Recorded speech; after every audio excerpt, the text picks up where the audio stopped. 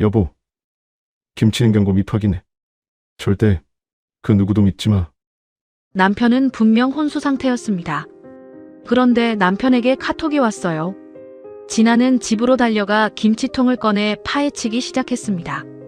김치를 파헤치던 손이 갑자기 멈췄어요. 뭔가를 잡은 거였습니다. 말도 못하는 남편이 보낸 이 문자. 도대체 그 안에 무엇이 숨겨져 있었던 걸까요? 그리고 이 문자는 남편이 보낸 게 맞을까요? 여러분, 오늘 사연도 끝까지 함께 해주시고 지금 어디서 듣고 계신지 댓글로 남겨주세요. 구독, 좋아요도 눌러주세요.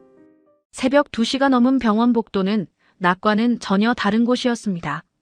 형광등 불빛이 차갑게 쏟아지고 복도 끝 간호사실에서 발소리가 간간히 들려올 뿐 그 외에는 아무 소리도 없었어요. 사람들이 다 돌아간 자리에 윤진아 혼자 남아 있었습니다. 병실 문 옆긴 의자 위에 등을 구부리고 앉아 두 손을 무릎 위에 가만히 올려놓은 채였어요. 손이 차가웠습니다. 아까부터 그랬는데 비빌 생각도 못했어요. 남편 최태욱이 병원에 실려온 건 그제 낮이었습니다. 교통사고였어요. 구급차가 도착했을 때 남편은 이미 의식이 없었고 혼수 상태가 되었습니다. 의사는 당분간 지켜봐야 한다고 했어요. 그 말이 어떤 의미인지는 진아도 알고 있었습니다. 지켜봐야 한다는 건 아무것도 보장할 수 없다는 뜻이었으니까요. 진아는 중간에 잠깐 병실로 들어가 남편 손을 잡아보았습니다. 열이 없었어요. 따뜻하지도 차갑지도 않은 그 손이 오히려 더 낯설게 느껴졌습니다. 이름을 불러봤어요. 대답은 없었습니다. 기계 소리만 규칙적으로 울릴 뿐이었어요. 진아는 남편 손등 위에 자신의 손을 얹고 한동안 그대로 앉아 있다가 소리 없이 병실을 나왔습니다. 그때였습니다. 휴대폰 화면이 밝아졌어요. 진아가 고개를 들었습니다. 카카오톡 알림이었습니다. 보내는 사람 이름에는 최태욱이라고 찍혀 있었어요. 진아의 눈이 순간 멈췄습니다. 남편은 지금 의식이 없는 상태였습니다. 말을 할 수도 없고 손가락 하나 움직이지 못하는 상태였어요. 그런데 카톡이 왔습니다. 진아는 천천히 손을 뻗어 휴대폰을 들었습니다. 손가락 끝이 미세하게 떨렸어요. 화면을 눌러 메시지를 열었습니다. 여보, 김치 냉장고 밑 확인해. 누구 말도 믿지 마. 그게 전부였습니다. 짧은 문장 2개. 진아는 그 화면을 보고 한동안 아무 말도 하지 못했어요. 예약 발송이었습니다. 남편이 미리 시간을 맞춰서 보내도록 설정해둔 것이 지금 도착한 것이었어요.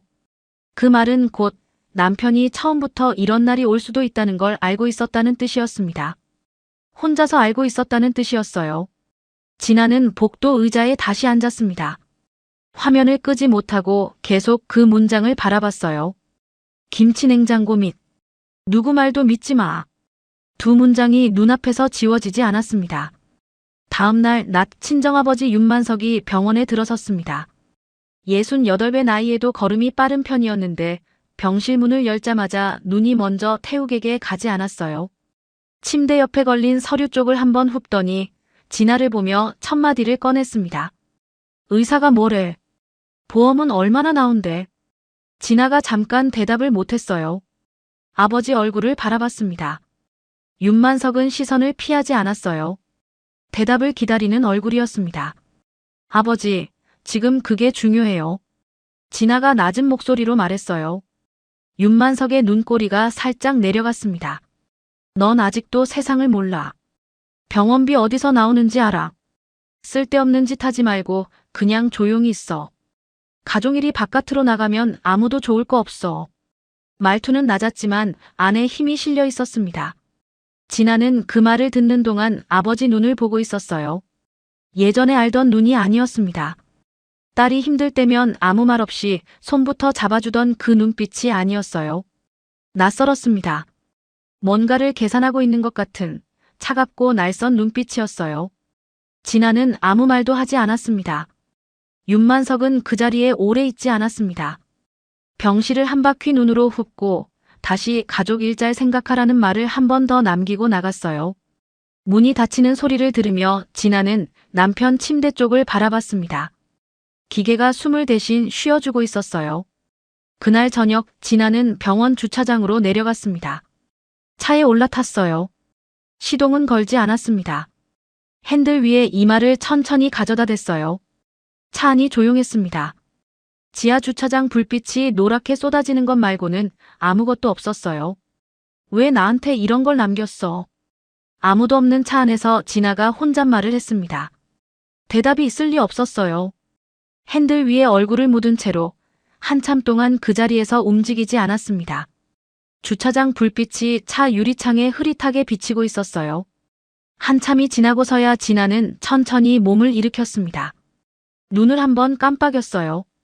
눈가가 달아올라 있었지만 손으로 닦지 않았습니다. 그 대신 남편 휴대폰을 꺼내 메시지를 다시 한번 읽었어요. 여보, 김치 냉장고 및 확인해. 누구 말도 믿지 마. 진아는 휴대폰 화면을 껐습니다. 그리고 시동을 걸었어요. 차가 천천히 주차장 출구 쪽으로 움직이기 시작했습니다. 집으로 가야 했습니다. 집으로 가는 길은 평소와 같았습니다. 신호등이 바뀌고 가로등이 줄지어 서 있고 늦은 시간인데도 오가는 차들이 있었어요. 진아는 그 흔한 풍경이 오늘따라 낯설게 느껴졌습니다. 세상은 아무것도 달라진 게 없는데 자신만 전혀 다른 곳에 와 있는 것 같은 기분이었어요. 신호에 걸려 차가 멈췄을 때 진아는 앞 유리창 너머를 멍하니 바라봤습니다. 맞은편에서 한 남자가 편의점 봉투를 들고 걷고 있었어요. 아무렇지 않은 얼굴로 그냥 걷고 있었습니다. 진아는 그 모습을 보다가 시선을 내렸어요. 핸들 위에 올린 두 손이 눈에 들어왔습니다. 손마디가 하얗게 될 정도로 꽉 쥐고 있었어요. 언제부터 그러고 있었는지 몰랐습니다. 신호가 바뀌었어요. 진아는 천천히 엑셀을 밟았습니다. 아파트 주차장에 차를 세우고 나서도 진아는 바로 내리지 않았어요. 조수석 쪽 창문 너머로 불이 켜진 집들이 보였습니다. 저 집들 안에는 지금 무슨 일이 벌어지고 있을까 하는 생각이 잠깐 스쳤어요. 밥을 먹는 사람도 있을 거고, 텔레비전을 보는 사람도 있을 거고, 그냥 누워있는 사람도 있겠지요. 그 평범한 밤이 진아에게는 오늘 가장 먼 것처럼 느껴졌습니다. 엘리베이터를 타고 올라가는 동안 남편 휴대폰을 또 꺼냈습니다. 메시지를 여는 건지 않았어요. 그냥 손 안에 쥐고만 있었습니다. 남편이 이 휴대폰으로 그 메시지를 예약해두던 날 어떤 표정이었을지 진아는 알 수 없었어요.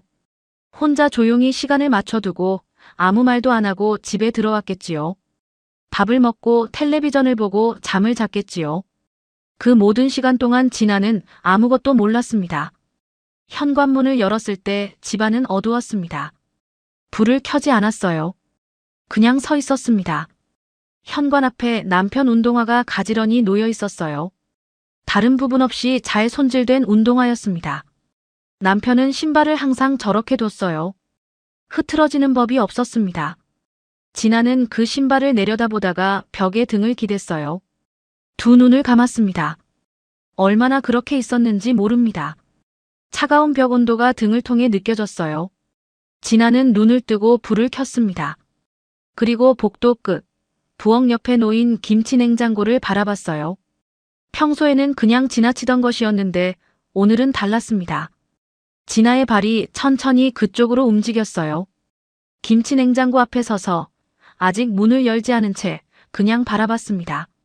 남편이 저 안에 아니면 저 밑에 뭔가를 숨겨뒀다는 게 아직도 실감이 나지 않았어요. 진아는 손을 들어 김치 냉장고 옆면에 가만히 손바닥을 대봤습니다. 차가웠어요. 모터 소리가 손바닥을 통해 느껴졌습니다. 그 규칙적인 떨림이 왠지 낯설지 않게 느껴졌어요. 병실에서 기계가 규칙적으로 울리던 그 소리와 비슷하게 느껴졌습니다. 당신이 여기다 뭘 숨겨둔 거야? 진아가 낮게 말했습니다. 집안에는 진아의 목소리만 있었어요. 진아는 한동안 그 자리에 서 있었습니다. 부엌 불빛 아래 김치 냉장고가 아무 말 없이 서 있었어요. 모터 소리가 낮게 울리고 있었고 냉장고 옆면에 댄 손바닥으로 그 떨림이 고스란히 전해졌습니다. 진아는 손을 천천히 내리고 허리를 굽혔어요. 냉장고 아래쪽 바닥과 맞닿은 틈을 들여다봤습니다. 어두웠어요. 아무것도 보이지 않았습니다. 진아는 부엌 서랍을 열어 손전등을 꺼냈습니다. 남편이 늘 거기다 넣어두던 것이었어요. 무릎을 꿇고 바닥에 엎드리다시피 해서 손전등을 냉장고 밑으로 비췄습니다. 먼지가 조금 있었어요. 그 외에는 아무것도 없었습니다. 진아는 냉장고 옆으로 자리를 옮겨 뒤쪽도 비춰봤어요. 벽과 냉장고 사이가 좁았지만 팔을 밀어 넣어 손으로 더듬어 봤습니다. 차갑고 매끈한 바닥만 느껴졌어요. 왼쪽도 오른쪽도 마찬가지였습니다. 무릎이 바닥에 쓸려 빨개졌지만 아프다는 생각은 들지 않았어요. 진아는 일어나 다시 냉장고 앞에 섰습니다. 숨을 한 번 내쉬고 남편 휴대폰을 꺼내 메시지를 다시 읽었어요. 여보, 김치 냉장고 밑 확인해. 누구 말도 믿지 마. 밑. 진아는 그 글자를 눈으로 다시 짚었습니다. 밑에는 아무것도 없었어요. 뒤에도 옆에도 없었습니다. 진아는 고개를 들어 천장을 바라봤어요. 그러다가 문득 손이 멈췄습니다. 가슴 한쪽이 서늘해지는 느낌이었어요. 누가 이 메시지를 보면 제일 먼저 밑을 찾을 거였습니다. 누구나 그럴 거였어요. 밑 확인해 라고 했으니까요. 그런데 남편은 꼼꼼한 사람이었습니다. 차량 사고 하나를 볼 때도 겉만 보지 않고 속까지 파고드는 사람이었어요. 그런 남편이 정말 밑에 숨겨뒀다면 이렇게 쉽게 찾을 수 있는 곳에 뒀을까요? 진아는 천천히 냉장고 문 손잡이에 손을 올렸습니다. 문을 당겼어요. 차가운 공기가 얼굴로 밀려왔습니다. 냉장고 안에는 김치통이 층층이 들어차 있었어요. 위쪽에는 작은 통들이 있었고 맨 아래 칸에는 큰 통이 들어 있었습니다. 진아는 그 큰 통에 손을 뻗었어요. 무거웠습니다. 양손으로 꽉 잡고 바닥에 내려놨어요. 뚜껑을 열었습니다. 배추김치 냄새가 올라왔어요. 매웠습니다. 진아는 소매를 걷고 손을 김치통 안으로 넣었어요.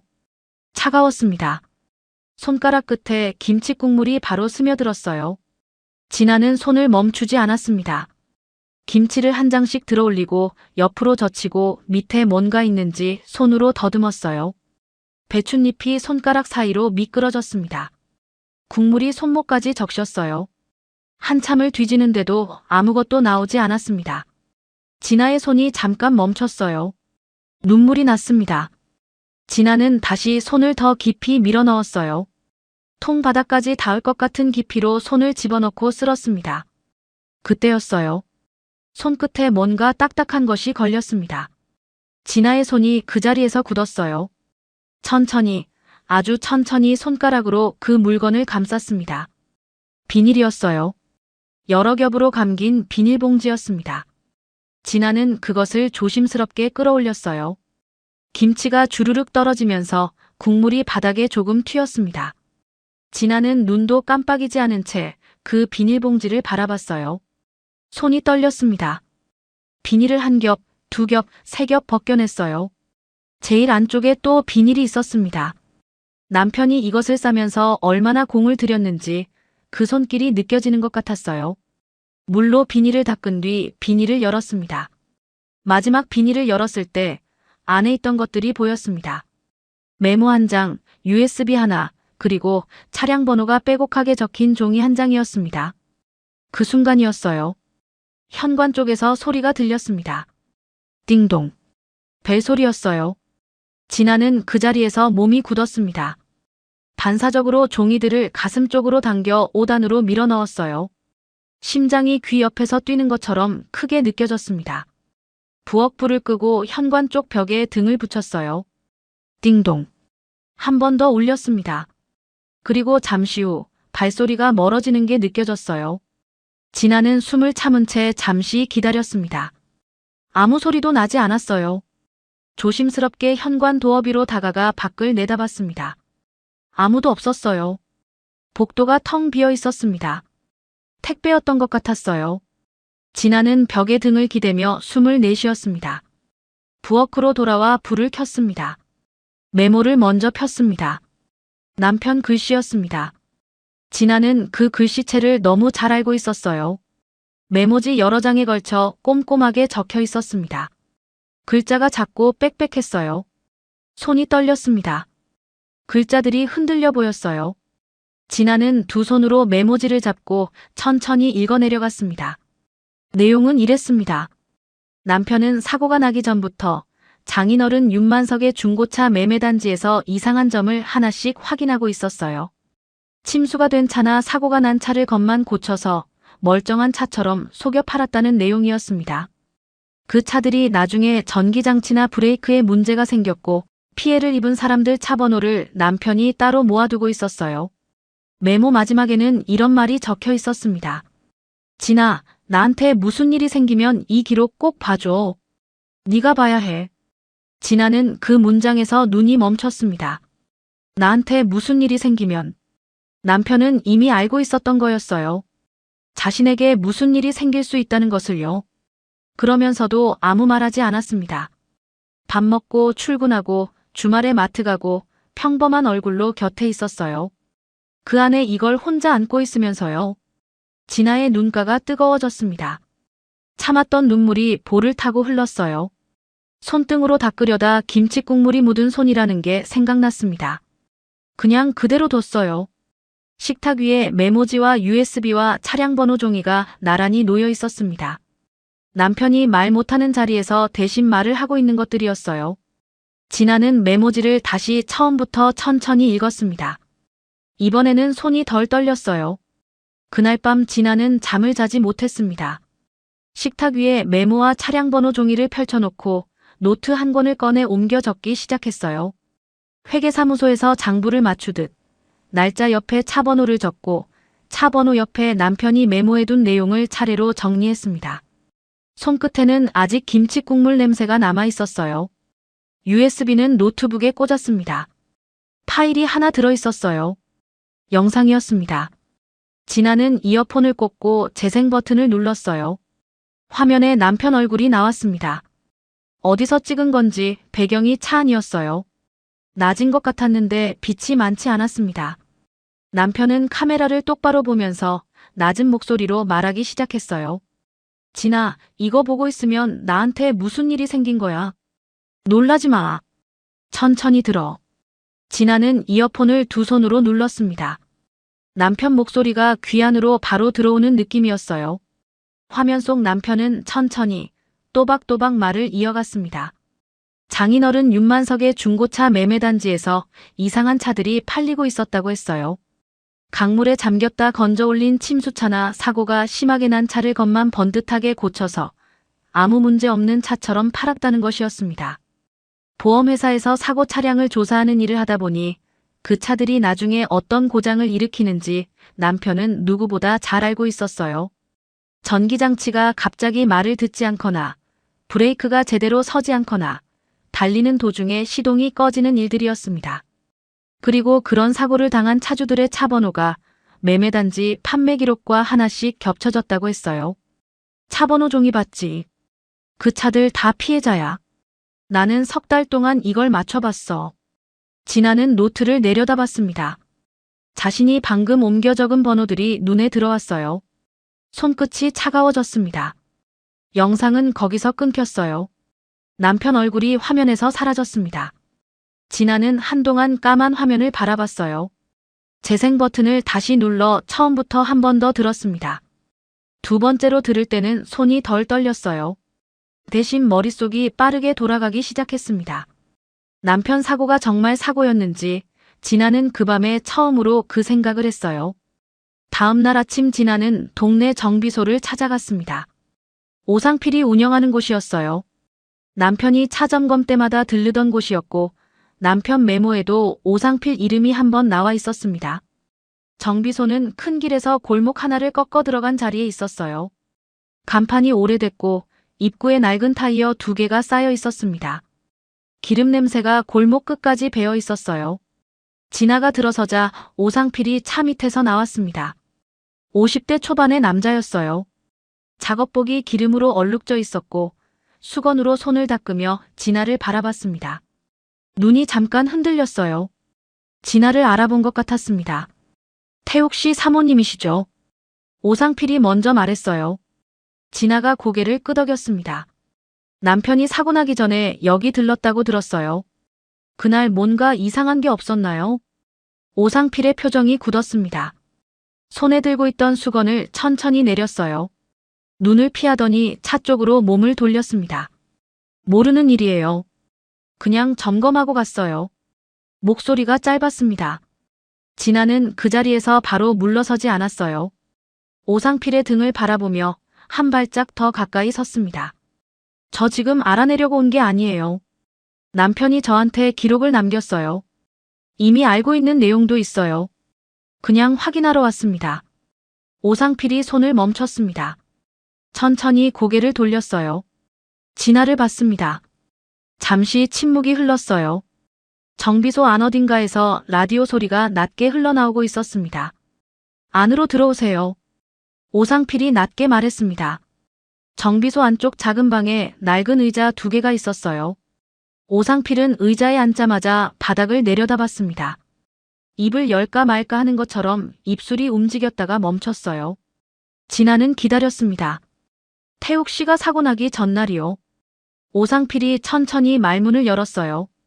차 점검하고 나서 태욱 씨가 갔는데 나중에 보니까 낯선 차 한 대가 골목에 한참 서 있었어요. 그 차 주인이 잠깐 내려서 태욱 씨 차 쪽으로 걸어가는 걸 내가 봤는데 진아의 등이 굳었습니다. 그 사람이 뭘 했는지는 정확히 못 봤어요. 잠깐이었으니까. 그냥 지나가는 사람인가 싶었는데 그 뒤로 태욱 씨가 사고 났다는 소식 들으니까 오상필이 거기서 말을 끊었습니다. 천장을 한번 봤다가 다시 바닥을 봤어요. 나는 아무것도 확실히 본 게 없어요. 그러니까 나는 아무것도 모르는 거예요. 그 말이 무슨 뜻인지 진아는 알았습니다. 알면서도 겁이 나서 모른다고 하는 것이었어요. 진아는 오상필을 몰아붙이지 않았습니다. 다만 자리에서 일어나며 조용히 말했어요. 말씀해 주셔서 감사해요. 이 얘기 저한테 먼저 해주신 거 기억하겠습니다. 오상필이 고개를 들지 않았습니다. 진아는 정비소를 나왔어요. 골목 입구에서 진아는 잠깐 걸음을 멈췄습니다. 큰 길에서 차들이 오가고 있었어요. 아무 일 없는 것처럼 세상이 돌아가고 있었습니다. 진아는 가방 안에 넣어둔 노트를 손으로 짚었어요.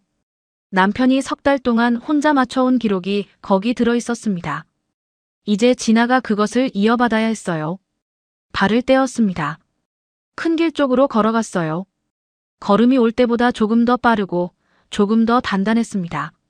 집에 돌아온 진아는 코트도 벗지 않고 식탁 앞에 앉았습니다. 노트를 펼치고 오상필에게 들은 내용을 바로 적었어요. 날짜, 시간, 낯선 차, 태욱 씨 차 쪽으로 걸어간 사람.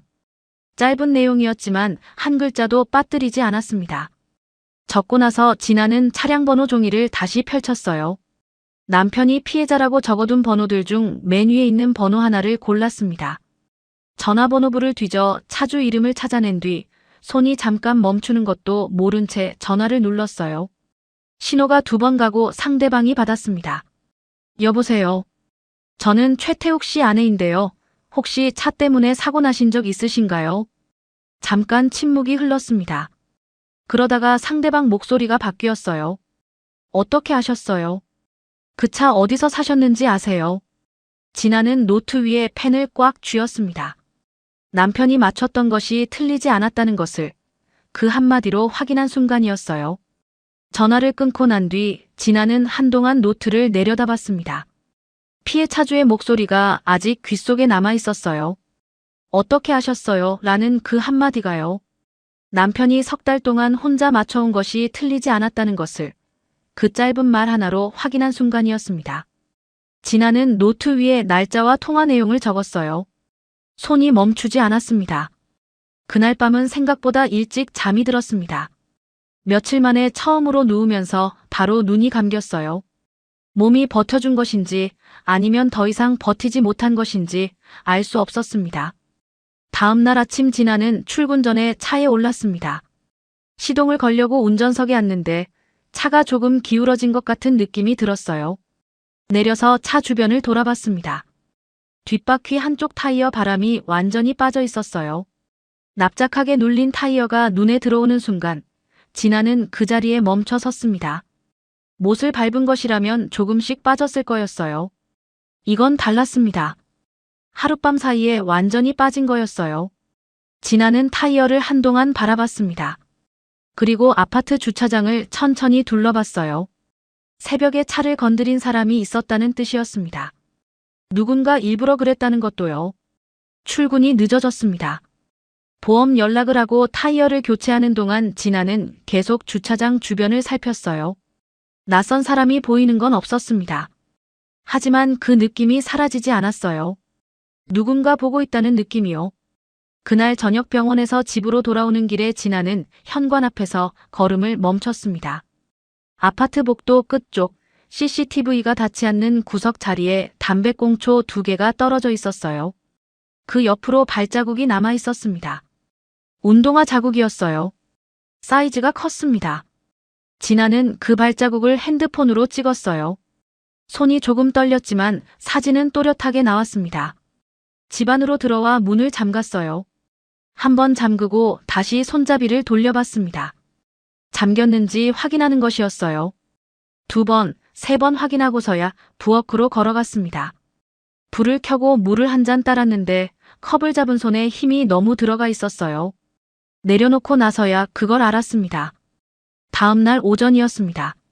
사무실 앞 골목에서 진아가 걷고 있는데 뒤에서 발소리가 들렸어요. 이름을 부르는 소리였습니다. 돌아보니 낯선 남자가 서 있었어요. 30 후반쯤 되어 보이는 남자였습니다. 옷차림이 단정했고 얼굴에는 웃음기가 있었는데 눈이 웃고 있지 않았어요. 친정아버지 윤만석의 중고차 매매단지에서 실장을 맡고 있는 박기준이었습니다. 매매단지 일이라면 처음부터 끝까지 챙기는 사람이었어요. 겉으로는 말이 조근조근하고 공손했지만 매매단지 직원들 사이에서는 무서운 사람으로 통했습니다. 서류를 없애고 직원들 입을 막고 불편한 것들을 조용히 정리하는데 능한 사람이었어요. 윤만석이 손을 쓰지 않아도 되는 일들을 이 사람이 대신 처리해왔습니다. 박기준은 진아 가까이 걸어오더니 낮은 목소리로 말을 꺼냈어요. 사모님, 잠깐 시간 되세요. 질문처럼 들렸지만 이미 옆에 나란히 서 있었습니다. 진아는 걸음을 멈췄어요. 아버님이 많이 걱정하십니다. 이런 때일수록 가족끼리 뭉쳐야죠. 목소리가 부드러웠어요. 진아는 아무 말도 하지 않았습니다. 어머님도 계시고 아버님 체면도 있으시잖아요. 집안일이 바깥으로 나가면 좋을 게 없어요. 사모님도 아시잖아요. 그 말의 끝에 무게가 있었습니다.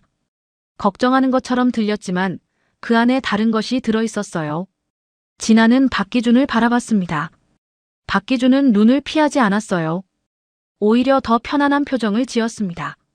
조용히 계시는 게 사모님한테도 좋아요. 진아는 대답하지 않았습니다.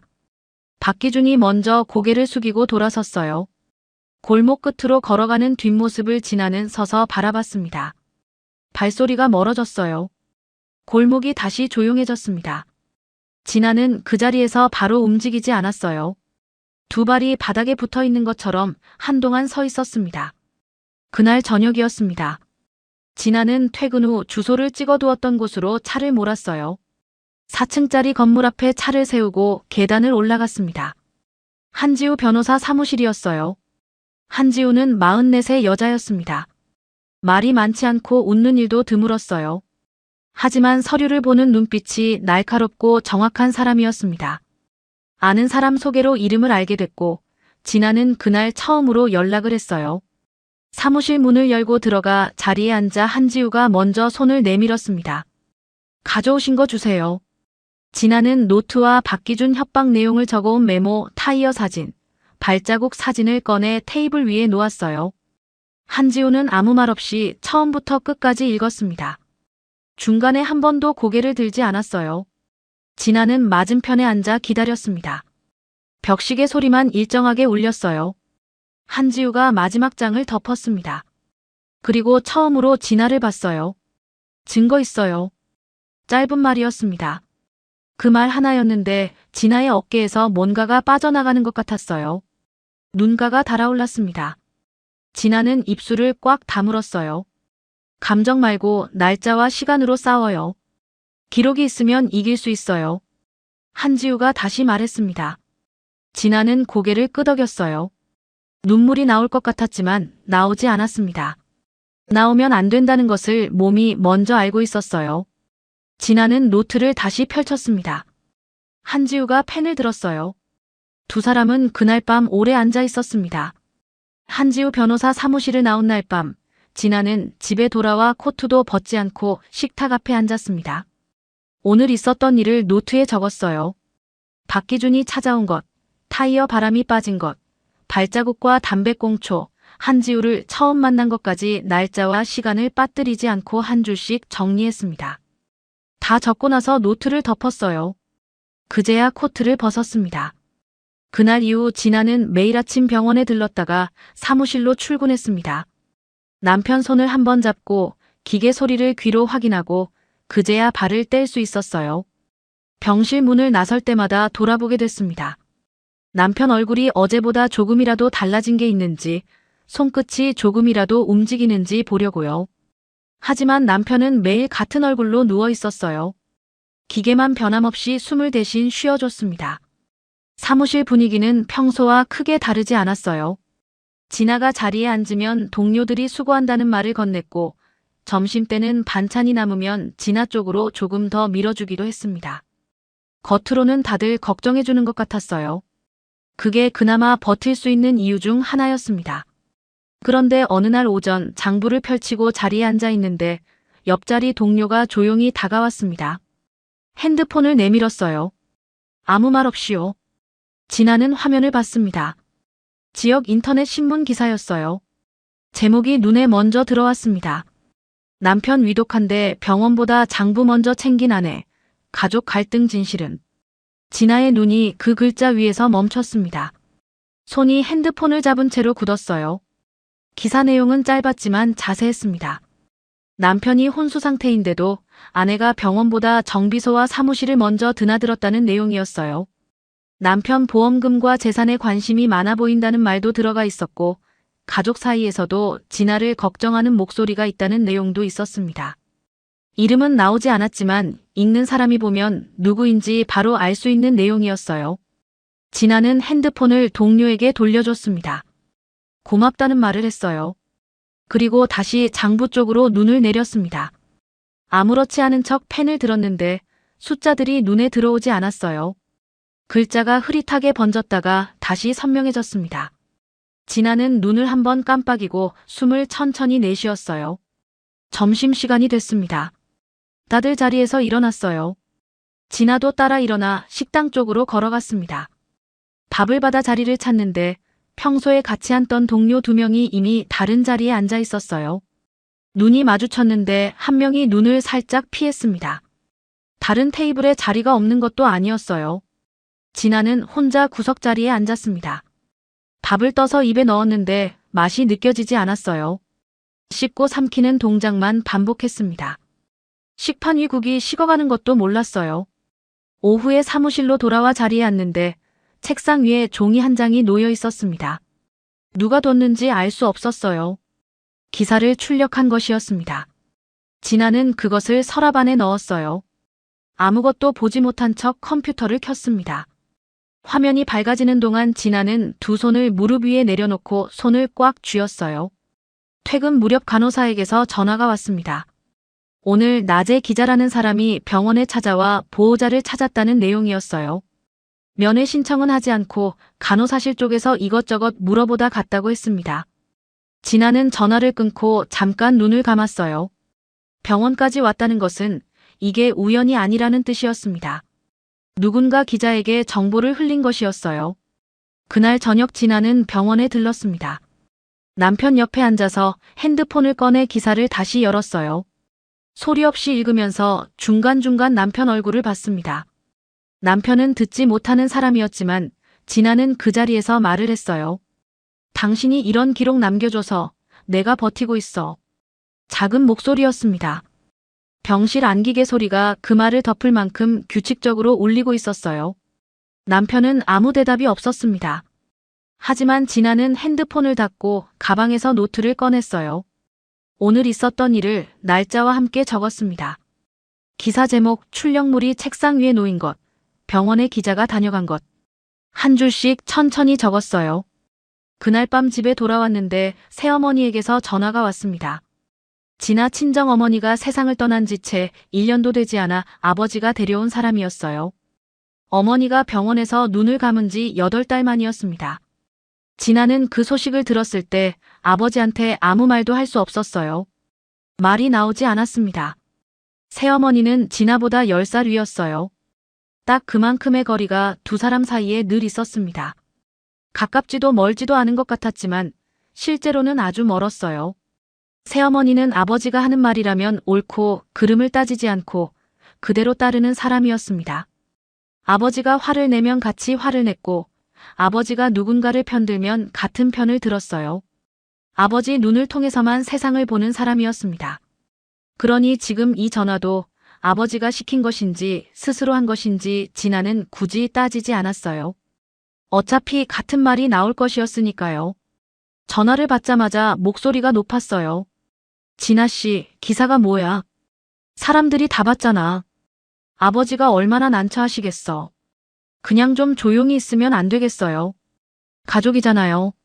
진아는 전화기를 귀에 대고 서 있었습니다. 새어머니 말이 계속 이어졌어요. 아버지 체면, 가족 체면, 동네 사람들 눈이라는 말들이 섞여서 나왔습니다. 진아는 한마디도 끼어들지 않았어요. 듣고 있었는데 어느 순간부터 목 안쪽이 조여드는 느낌이 들었습니다. 돌아가신 어머니 기일도 채 되지 않은 날부터 아버지 곁에 있던 사람이 지금 진아한테 가족이라는 말을 하고 있었어요. 그 말이 어디서 나오는 건지 진아는 알고 있었습니다. 아버지가 시킨 말이었어요. 아버지가 시키면 새어머니는 그대로 했습니다. 늘 그랬어요. 뭔가 올라오는 것을 참느라 입술을 다물었어요. 어머님, 저 지금 좀 힘들어요. 진아가 그 말만 했습니다. 새어머니가 또 말을 이어가려는 것을 느끼면서 전화를 끊었어요. 핸드폰을 식탁 위에 내려놓고 의자에 앉았습니다. 두 손을 얼굴에 갖다 댔어요. 손바닥이 차가웠습니다. 눈 위에 손을 올린 채 잠시 그대로 있었어요. 코끝이 뜨거워졌다가 눈 안쪽이 달아올랐습니다. 참으려고 했는데 참아지지 않았어요. 눈물이 손바닥 안으로 흘러들었습니다. 어머니가 보고 싶었어요. 지금 이 자리에 어머니가 있었다면 어땠을까 하는 생각이 스쳤다가 사라졌습니다. 그 생각은 너무 아파서 오래 붙들고 있을 수가 없었어요. 한참 뒤에 진아는 손을 내렸습니다. 식탁 위 노트가 눈에 들어왔어요. 펼치지 않은 채였는데 표지에 날짜가 적혀 있었습니다. 남편이 처음 메모를 남긴 날짜였어요. 진아는 노트를 가까이 당겼습니다. 손으로 표지를 쓸었어요. 그때 핸드폰이 울렸습니다. 문자였어요. 박기준이었습니다. 내용은 짧았어요. 기사 보셨죠? 이런 일 더 생기지 않으려면 조용히 하세요. 진아는 그 문자를 읽고 화면을 껐습니다. 그리고 노트를 열어 오늘 날짜 아래에 한 줄을 더 적었어요. 박기준, 문자 협박, 시간. 손이 떨리지 않았습니다. 오히려 글씨가 평소보다 반듯하게 나왔어요. 진아는 노트를 덮고 남편 메모를 꺼냈습니다. 맨 마지막 줄을 폈어요. 남편 글씨로 적힌 그 문장이 거기 있었습니다. 기록은 사람보다 오래 간다. 진아는 그 문장을 눈으로 한번 읽고 손가락 끝으로 한번 짚었어요. 그리고 메모를 다시 접어 노트 안에 끼워 넣었습니다. 내일 한지우 변호사에게 다시 연락을 해야 했어요. 오늘 있었던 일을 전부 알려야 했습니다. 박기준 문자도 병원에 다녀간 기자도 책상 위 출력물도 전부요. 진아는 자리에서 일어났습니다. 부엌으로 가서 물 한 잔을 따라 마셨어요. 물이 목 안으로 넘어가는 게 느껴졌습니다. 창밖에는 불이 켜진 집들이 보였어요. 세상은 여전히 아무렇지 않게 돌아가고 있었습니다. 진아는 그 불빛들을 잠깐 바라보다가 컵을 내려놓고 노트를 다시 집어들었어요. 아직 적어야 할 게 남아 있었습니다. 다음 날 아침 진아는 한지우 변호사에게 전화를 걸었습니다. 어제 있었던 일을 처음부터 끝까지 말했어요. 박기준이 찾아온 것, 문자로 협박한 것, 병원에 기자가 다녀간 것까지요. 한지우는 중간에 끊지 않고 끝까지 들었습니다. 진아가 말을 다 마치자 잠깐 침묵이 흘렀어요. 오늘 오후에 올 수 있어요. 한지우가 말했습니다. 질문이 아니라 확인이었어요. 진아는 알겠다고 했습니다. 한지우 변호사 사무실 계단을 올라가는 진아의 발걸음은 무거웠습니다. 손에는 노트와 남편 메모, 받기 준 문자 화면을 찍어둔 것까지 들려 있었어요. 문을 열고 들어가자 한지우가 자리에 앉아 있었습니다. 진아가 자리에 앉자 한지우가 먼저 손을 내밀었어요. 노트 주세요. 진아가 노트를 건넸습니다. 한지우는 처음 장부터 천천히 읽었어요. 중간에 한 번도 고개를 들지 않았습니다. 진아는 그 맞은편에 앉아 기다렸어요. 벽시계 소리만 일정하게 울렸습니다. 한지우가 마지막 장을 덮고 나서 처음으로 눈을 들었어요. 기록 잘 됐어요. 남편분이 남긴 것도 진아 씨가 추가로 적은 것도요. 그 말을 듣는 순간 진아의 어깨가 조금 내려갔습니다. 그동안 혼자 버텨온 것이 틀리지 않았다는 것을 그 한마디로 알게 된 것이었어요. 한지우가 펜을 들고 말했습니다. 아버지 쪽에서 제일 무서워하는 게 뭔지 생각해 봐야 해요. 침수차를 속여 팔았다는 기록이 경찰한테 넘어가는 거예요. 그러니까 그 기록이 아직 진아 씨 손에 있다는 걸 아버지가 알게 되면 반드시 빼앗으러 움직일 거예요. 진아가 천천히 고개를 끄덕였습니다. 그럼 그걸 노린다는 거죠. 가짜 기록을 만들어서 빼앗으러 오게 만들고 그 순간을 잡는 거요. 맞아요. 한지우가 짧게 말했습니다. 진아는 잠깐 테이블 위를 내려다봤어요. 그런데 아버지한테 그 기록이 있다는 걸 어떻게 알리죠? 제가 직접 말하면 이상하게 볼 거예요. 왜 딸이 나한테 이런 얘기를 하나 하고 바로 눈치챌 거예요. 한지우가 고개를 끄덕였습니다. 맞아요. 직접 말하면 안 돼요. 자연스럽게 말이 새어나가야 해요. 두 사람이 잠깐 말을 멈췄습니다. 진아가 먼저 입을 열었어요. 새어머니가 있어요. 한지우가 진아를 봤습니다. 아버지 말이라면 뭐든 그대로 따르는 사람이에요. 반대로 제가 한 말도 아버지한테 그대로 전하는 사람이고요. 제가 새어머니한테 전화하면서 말 실수한 척 흘리면 새어머니가 아버지한테 옮길 거예요. 틀림없이요. 한지우가 펜을 테이블에 내려놓았습니다. 그리고 처음으로 입꼬리가 아주 조금 올라갔어요. 그게 더 자연스럽네요. 그날부터 한지우와 진아는 가짜 장부를 만들기 시작했습니다. 실제로 있는 차 번호와 날짜를 바탕으로 하되 없는 내용을 자연스럽게 섞어서 진짜 장부처럼 보이게 만드는 것이었어요. 진아는 회계사무소 실장답게 숫자와 날짜를 맞추는데 빠르고 꼼꼼했습니다. 한지우가 방향을 잡으면 진아가 내용을 채웠어요. 두 사람은 말이 많지 않았지만 손은 계속 움직였습니다. 며칠 뒤 한지우가 형사 강민석을 불렀습니다. 강민석은 이 사건을 맡고 있는 형사였어요. 47의 남자였고 목소리가 낮고 말이 느렸습니다.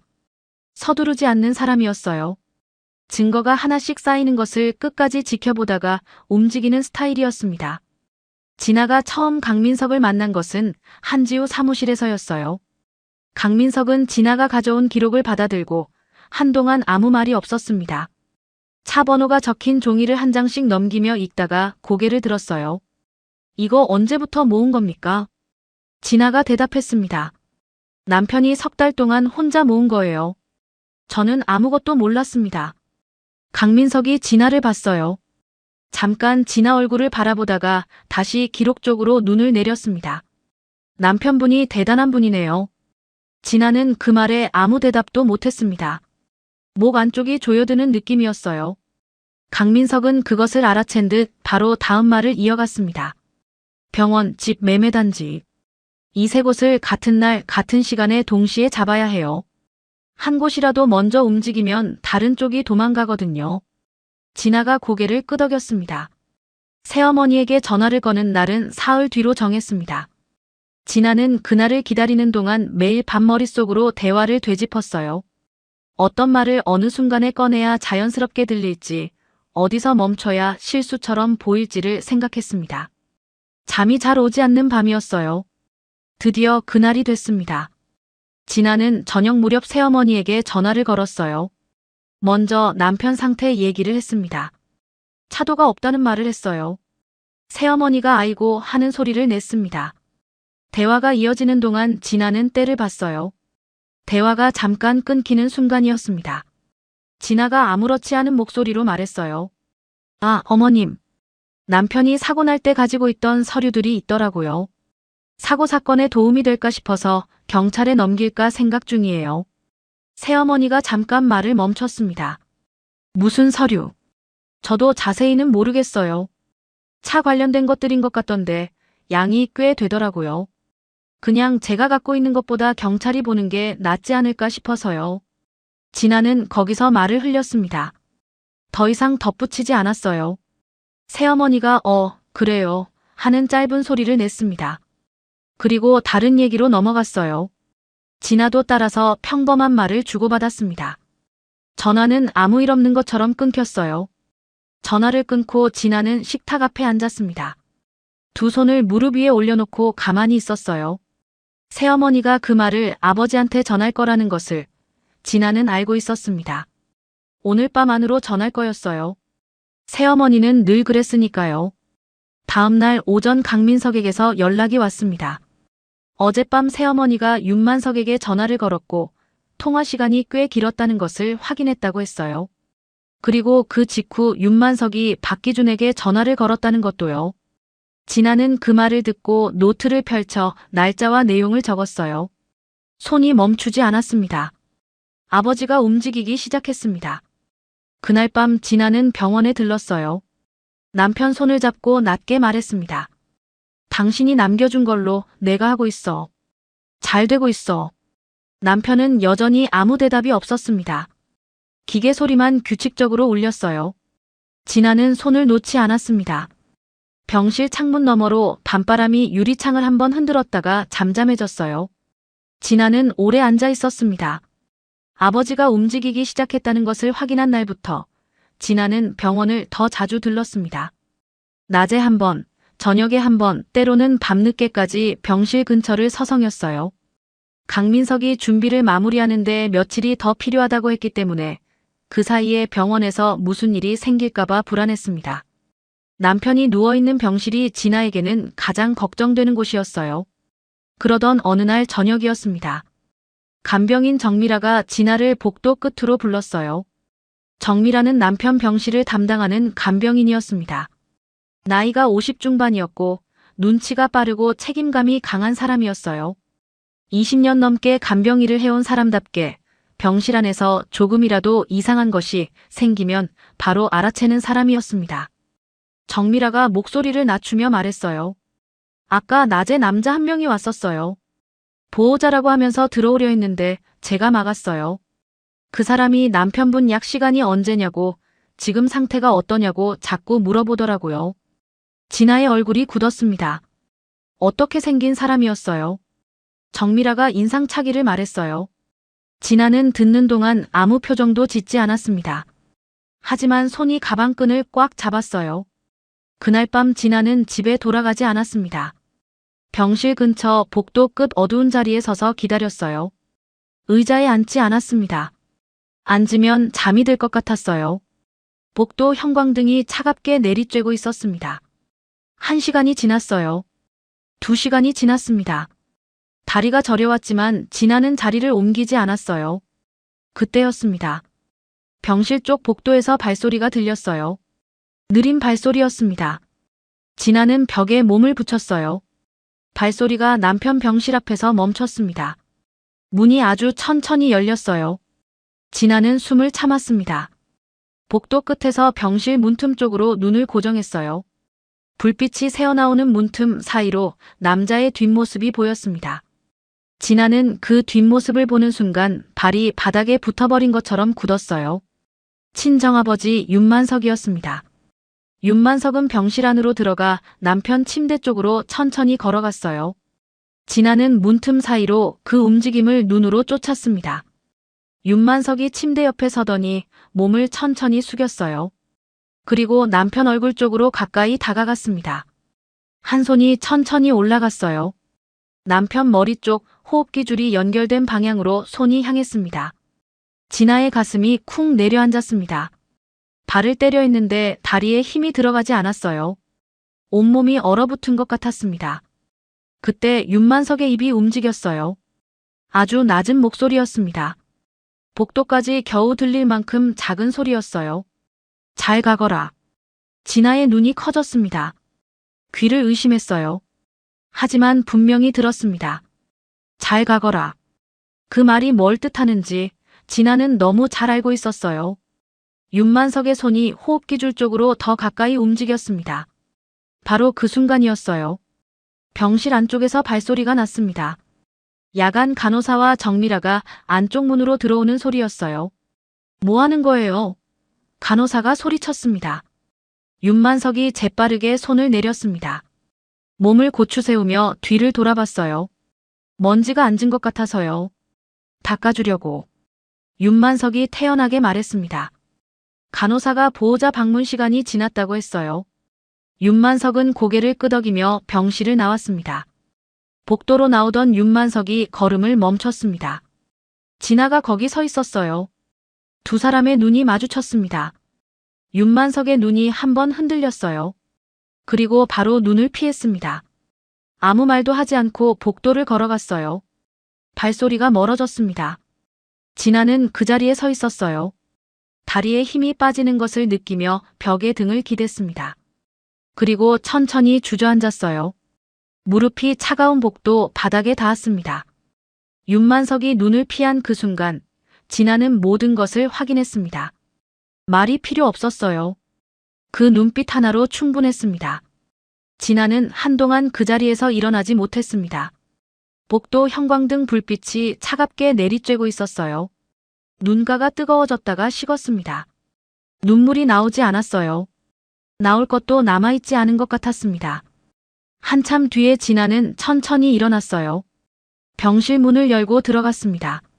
남편 침대 옆 의자에 앉아 남편 손을 잡았어요. 차가운 손이었습니다. 진아는 그 손을 두 손으로 감쌌어요. 당신이 이긴다. 내가 이기게 해줄게. 아주 낮은 목소리였습니다. 기계 소리가 규칙적으로 울리는 병실 안에서 진아의 그 말만 조용히 떠 있었어요. 그날 밤 진아는 딸로 살던 마음을 내려놓았습니다. 이제는 아내로 서야 했어요. 그날 밤 병실에서 돌아온 진아는 강민석 형사에게 전화를 걸었습니다. 윤만석이 병실에 들어와 호흡기 줄 쪽에 손을 뻗었다는 것, 잘 가거라 라는 말을 들었다는 것을 처음부터 끝까지 말했어요.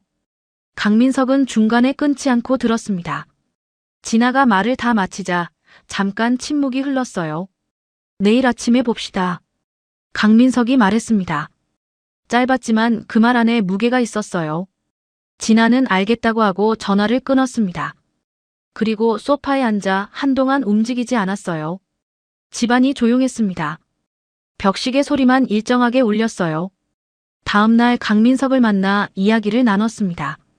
강민석은 병원 쪽 경비를 더 강화하겠다고 했어요. 야간에 병실 주변을 확인하는 인력을 따로 두겠다고도 했습니다. 진아는 고개를 끄덕였어요. 고맙다는 말을 했습니다. 강민석이 덧붙였어요. 이제 며칠 안 남았어요. 조금만 더 버텨요. 진아는 그 말을 듣고 잠깐 창문 쪽을 바라봤습니다. 며칠. 그 말이 짧게 느껴지기도 하고 길게 느껴지기도 했어요. 그날 저녁이었습니다. 진아는 사무실에서 늦게까지 장부를 정리하다가 퇴근했어요. 주차장에서 차를 빼고 큰 길로 나왔습니다. 퇴근 시간이 지난 터라 도로가 한산했어요. 가로등 불빛이 길 위에 줄지어 쏟아졌습니다. 진아는 병원에 들렀다가 집으로 가려고 핸들을 잡았어요. 그런데 한 블록쯤 지났을 때였습니다. 백미러에 불빛이 들어왔어요. 뒷차 헤드라이트였습니다. 처음엔 그냥 지나가는 차인 줄 알았어요. 그런데 신호에서 멈춰도 그 차가 멈췄고 다시 출발해도 그 차가 따라왔습니다. 진아는 백미러를 다시 한번 봤어요. 차 간격이 가까웠습니다. 일부러 붙어오는 것 같았어요. 진아는 핸들을 쥔 손에 힘이 들어갔습니다. 골목으로 접어들었어요. 뒷차도 따라 들어왔습니다. 좁은 골목에서 헤드라이트가 백미러 가득 들어찼어요. 진아의 눈이 앞을 향한 채로 굳어졌습니다. 차 안이 갑자기 훨씬 좁게 느껴졌어요. 그 순간 남편 목소리가 떠올랐습니다. 언젠가 저녁에 밥을 먹다가 남편이 했던 말이었어요. 차 따라오는 것 같으면 무조건 큰 길로 나가. CCTV 많은 데로 가고 사람 많은 데로 가. 절대 혼자 골목에서 멈추면 안 돼. 그때는 그냥 흘려들었는데 지금 그 말이 귓속에서 또렷하게 들렸습니다. 진아는 핸들을 꺾었어요. 골목을 빠져나와 큰 길로 올라섰습니다. 불빛이 많은 방향으로 차를 몰았어요. 뒷차가 따라왔습니다. 진아는 속도를 줄이지 않았어요. 큰 사거리를 지나 지구대 간판이 보이는 방향으로 방향을 틀었습니다. 지구대 앞에 차를 세웠어요. 뒷차가 잠깐 속도를 줄이더니 그냥 지나쳐갔습니다. 진아는 그 차 뒷모습을 눈으로 쫓았어요. 번호판을 외우려 했는데 이미 멀어져 있었습니다. 진아는 핸들 위에 손을 얹은 채로 한동안 움직이지 않았습니다. 숨을 한번 크게 내쉬었어요.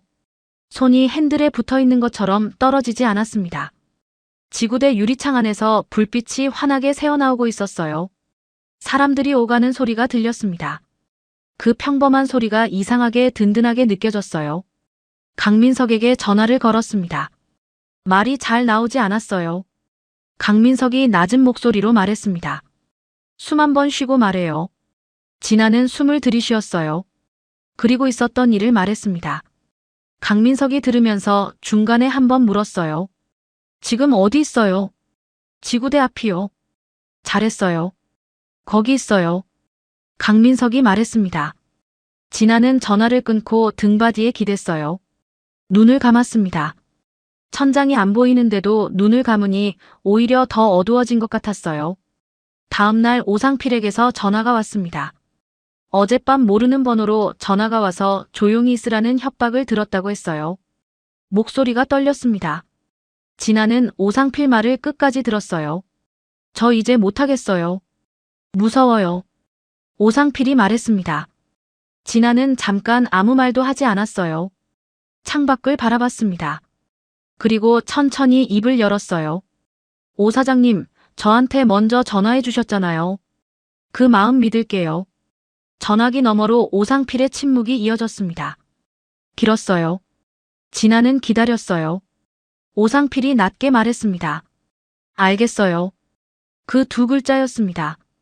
짧았지만 진아는 그 말이 얼마나 힘들게 나온 것인지 알았어요. 전화를 끊고 진아는 강민석에게 바로 연락했습니다.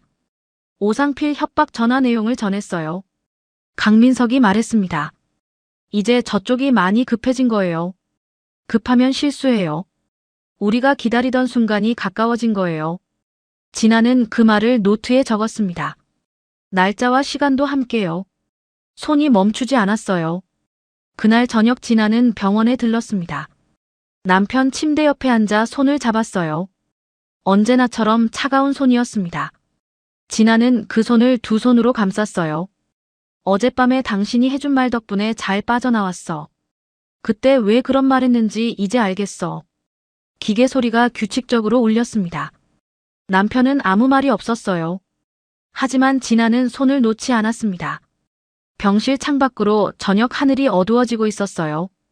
진아는 그 하늘을 바라보다가 다시 남편 얼굴을 봤습니다. 눈을 감은 얼굴이었어요. 평온해 보였습니다. 진아는 그 얼굴을 한동안 바라봤어요. 오래 바라봤습니다. 날짜가 정해졌습니다. 강민석이 한지우, 진아와 함께 마지막으로 이야기를 나눴어요.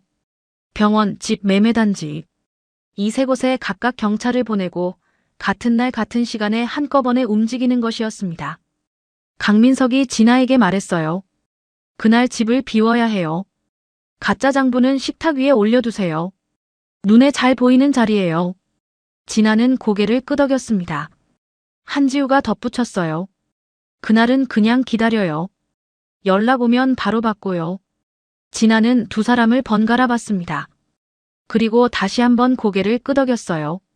드디어 그날 아침이 왔습니다. 진아는 평소보다 일찍 눈이 떠졌어요. 잠을 잔 건지 그냥 누워 있었던 건지 알 수 없었습니다. 천장을 바라보다가 일어나 부엌으로 나왔어요. 밥을 했습니다. 밥 냄새가 집안에 퍼졌지만 막상 밥그릇 앞에 앉으니 한술 뜨고 나서 더 먹지 못했어요. 숟가락을 내려놓고 물만 한 잔 마셨습니다. 창밖으로 아침 햇살이 들어오고 있었어요.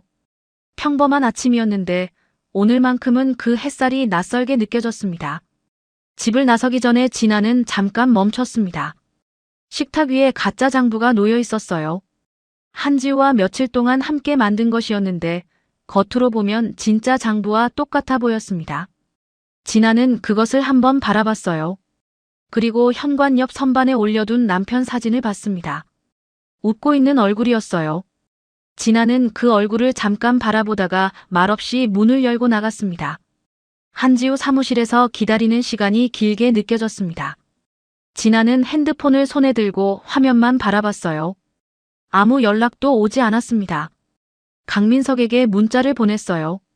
아직 시간 있죠? 강민석이 바로 답했습니다. 있어요. 기다려요. 짧은 말이었는데 이상하게 마음이 조금 가라앉았어요.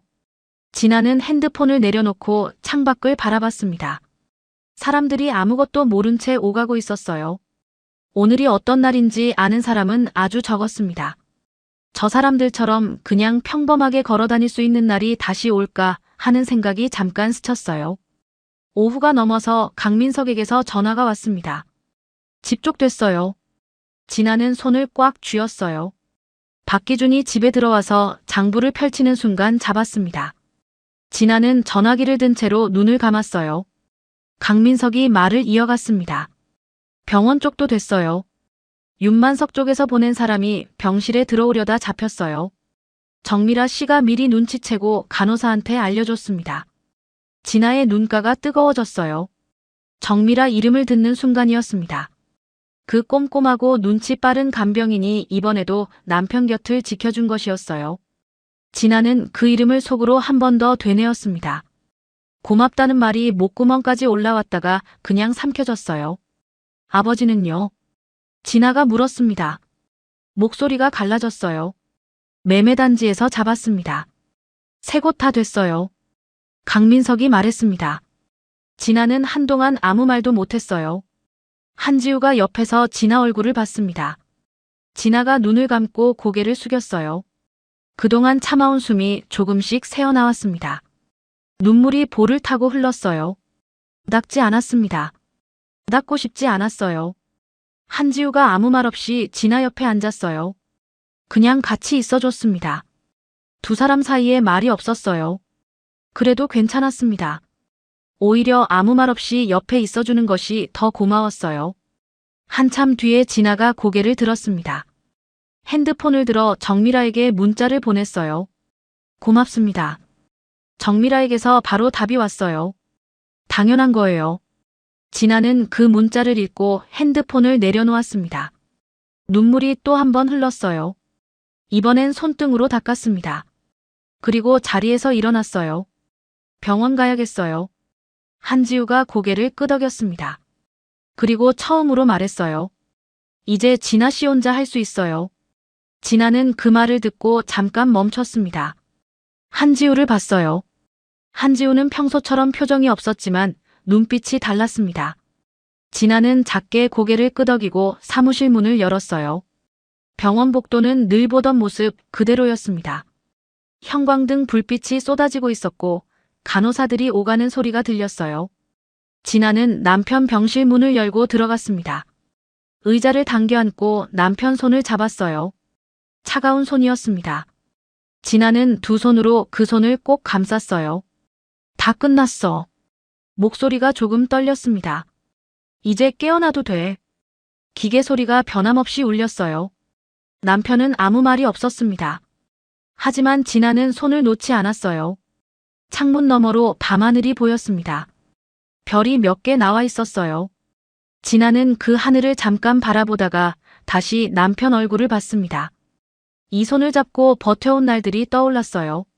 처음 카톡을 받던 밤, 김치통 속에서 비닐봉지를 꺼내던 손, 정비소 골목에서 걸음을 떼던 발, 그 모든 것이 이 자리, 이 손으로 이어져 있었습니다.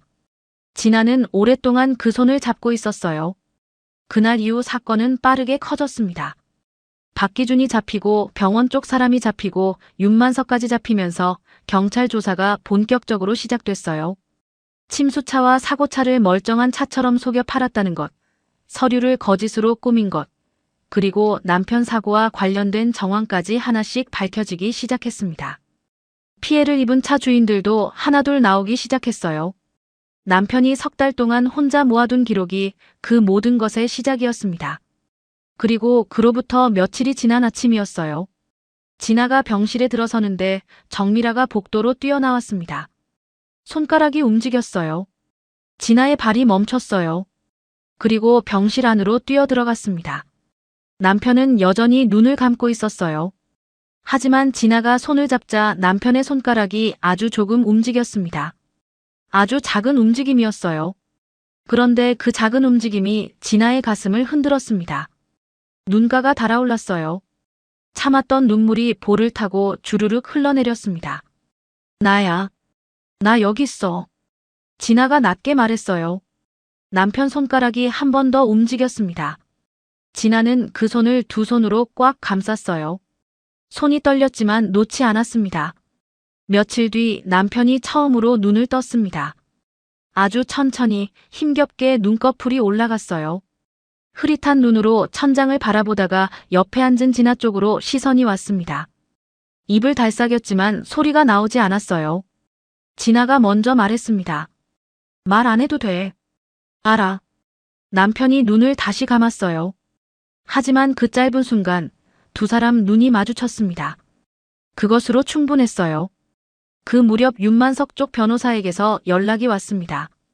아버지가 한 번만 만나고 싶다는 말을 전했어요. 진아는 잠깐 전화기를 바라봤습니다. 그리고 짧게 말했어요. 거절합니다. 그게 전부였습니다. 더 이상 말을 보태지 않았어요. 새어머니에게서도 전화가 왔습니다. 울면서 어떻게 아버지한테 이럴 수 있냐고 했어요. 진아는 전화기를 귀에 대고 끝까지 들었습니다. 그리고 천천히 말했어요. 아버지가 선 넘으셨어요.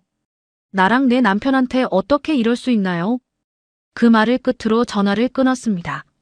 손이 떨리지 않았어요. 오상필에게서는 문자가 왔습니다. 공식으로 증언을 마쳤다는 내용이었어요. 마지막에 짧게 한 줄이 더 있었습니다. 태욱 씨 많이 걱정했어요. 라는 말이었어요. 진아는 그 문자를 읽고 고개를 숙였습니다. 고맙습니다. 라고 답장을 보냈어요. 남편이 조금씩 회복되는 동안 진아는 매일 병원에 들렀습니다. 어떤 날은 남편 손이 조금 더 따뜻했어요. 어떤 날은 눈을 더 오래 뜨고 있었습니다. 말은 아직 잘 나오지 않았지만 진아가 이야기를 하면 남편 눈이 반응했어요. 그것만으로도 진아는 버틸 수 있었습니다. 퇴원 날짜가 잡혔습니다.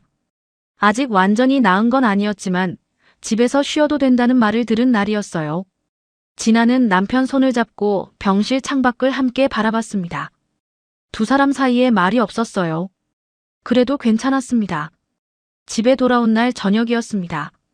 진아는 부엌에 서서 김치 냉장고 앞에 잠깐 멈췄어요. 문을 열었습니다. 차가운 공기가 얼굴로 왔어요. 아래 칸에 있는 김치통을 꺼냈습니다. 그날 밤 맨손으로 차가운 김치를 헤치던 감각이 손끝에 다시 느껴지는 것 같았어요. 매웠던 냄새, 차가웠던 국물, 그리고 겹겹이 쌓인 비닐봉지를 꺼내던 그 떨리는 손이요. 그 자리가 모든 것의 시작이었습니다. 진아가 무너진 아내에서 버티는 사람으로 바뀐 자리였어요. 진아는 김치통을 다시 냉장고 안에 넣고 문을 닫았습니다. 그리고 부엌불을 켰어요. 밥을 해야 했습니다. 남편이 집에 돌아온 첫날 저녁이었으니까요. 남편이 집에 돌아온 첫날 밤은 조용했습니다. 병원에서 몇 주를 보낸 뒤라 집 냄새가 낯설게 느껴진다고 남편이 낮은 목소리로 말했어요. 아직 말하는 게 힘들었지만 조금씩 소리가 나오고 있었습니다. 진아는 그 목소리를 들으며 밥상을 차렸어요. 반찬이 많지 않았습니다. 미역국 하나에 달걀찜 하나였어요. 하지만 남편이 숟가락을 들고 천천히 한술 떠서 입에 넣는 것을 보는 것만으로도 진아는 아무 말도 나오지 않았습니다. 그냥 맞은편에 앉아 바라봤어요. 남편이 숟가락을 내려놓고 진아를 봤습니다. 고생했어. 세 글자였어요. 목소리가 많이 쉬어 있었습니다. 하지만 그 말이 진아 가슴 안으로 깊이 들어왔어요. 눈가가 달아올랐습니다. 진아는 입술을 꽉 다물고 고개를 끄덕였어요. 말을 하면 울 것 같았거든요. 밥을 다 먹고 난 뒤 남편은 거실 소파에 앉았습니다. 진아가 옆에 앉았어요. 텔레비전을 켜지 않았습니다. 두 사람은 그냥 나란히 앉아 있었어요.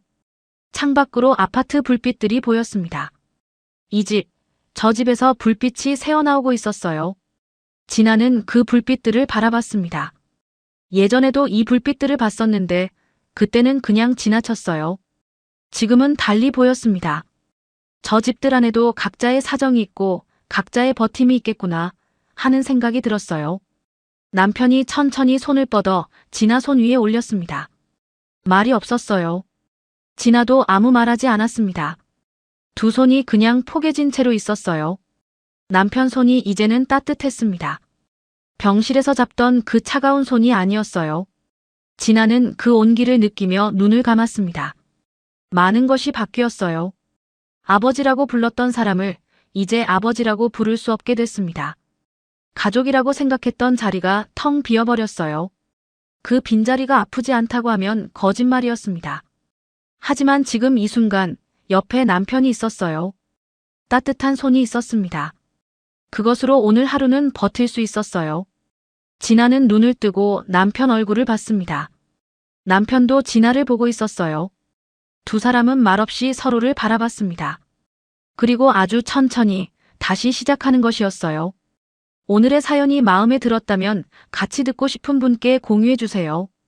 온 가족 행복과 사랑이 가득하길 바랍니다. 시간 속 이야기였습니다.